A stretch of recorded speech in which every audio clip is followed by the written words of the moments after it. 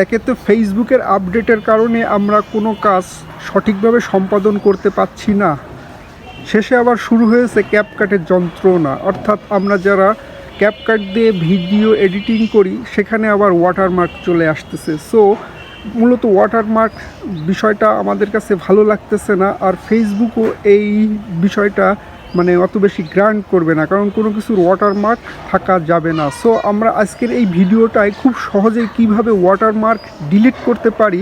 মূলত আমরা ক্যাপকাট সাধারণত সবাই ফ্রি ভার্সনই ইউজ করি।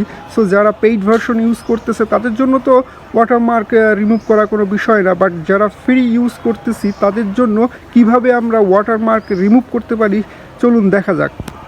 তো প্রথমে আমি আমার মোবাইল ফোনের ক্যাপকাট অ্যাপ্লিকেশনটা ওপেন করব। সো অ্যাপ্লিকেশনটা ওপেন করার পর আমি এখানে নিউ প্রজেক্ট হিসাবে যে কোনো একটি ভিডিও সিলেক্ট করব। সো আপাতত একটি ছোট ভিডিও সিলেক্ট করতেছি, এই ভিডিওটা নিউ প্রজেক্ট হিসাবে আমি মূলত এটাই এখন এডিট করে দেখাবো কিভাবে আমরা লোগো ডিলিট করতে পারি। সো আমি ধরে নিলাম আপনারা সবাই ক্যাপকাটে এডিটিং করতে খুব সহজেই পারেন। আমি এই যে শেষের এই লোগোটা কিভাবে রিমুভ করতে হয় সেটাও দেখাচ্ছি। এটা সিলেক্ট করে আমরা ডিলিট করে দিতে পারি খুব সহজেই। ওকে, আর আমি যেটা বললাম যে আমি ধরে নিলাম যে আপনারা সবাই এডিটিং করতে পারেন ক্যাপকাটে। সো আমি বেশি কিছু দেখাবো না, অনলি অল্প কিছু দেখাবো যেগুলো আমাদের মানে প্রয়োজন আর কি।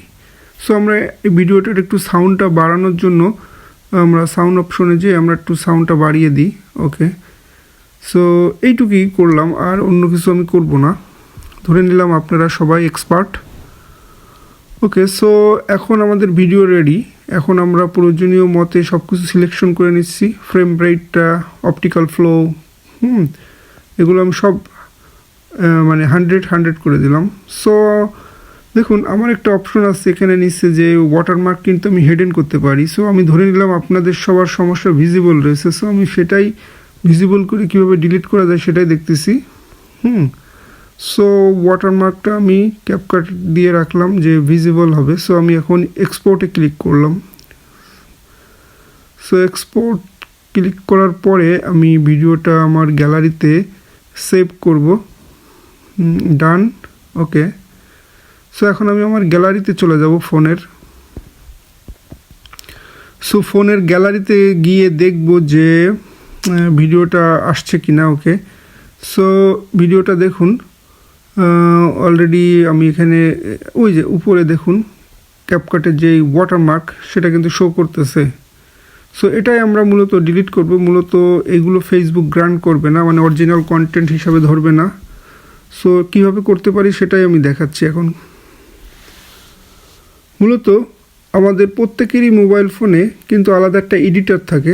সো ওই যে উপরে যে এডিট অপশন সেখানে আমরা ক্লিক করব। ক্লিক করার পরে আমরা এই যে নিচে একটা অপশন আছে এডিটিং অপশন, ক্রপ করা যায় যেটা, সেটা আমরা ক্লিক করব। সো আমরা উপরের থেকে যতটুকু ক্যাপকাটের যে লোগোটা শো করতেছে ওই পর্যন্ত টেনে নিয়ে আমরা কেটে দিয়ে রিসেটের পাশে দেখুন চার কোণে একটা চিহ্ন আছে, ওখানে আমরা ক্লিক করব। ওখানে ক্লিক করার পরে নিচে দেখুন লেখা আছে অরিজিনাল প্রিফর্ম স্কোয়ার 9:16। হ্যাঁ, আমরা মূলত এই 9:16 সিলেক্ট করব, এতে আমাদের ভিডিও রেশিও ঠিক থাকবে। সেটা আমরা সিলেক্ট করেছি। এখন আমরা ডানের অর্থাৎ ডান করে দেব, তাহলে আমাদের ভিডিওটা পারফেক্টলি সেভ হবে। সো দেখুন কি খুব সহজেই আমরা ক্যাপকাটের যেই ওয়াটারমার্ক সেটা খুব সহজে আমরা রিমুভ করে ফেলাইছি। সো ভিডিওটা আগে সেভ হোক। সো আমরা প্লে করে দেখাচ্ছি। দেখুন কোনো ক্যাপকাটের আর কোনো ওয়াটারমার্ক নেই। সো এইভাবে আমরা করতে পারি। সো আশা করা যায় ভিডিওটা অনেক বেশি উপকারে লাগবে আমাদের অনেকের, যারা আমরা মূলত এই ক্যাপকাটের সমস্যায় ভুগতেছি। সো আজকের মতো এই পর্যন্তই। ধন্যবাদ সবাইকে।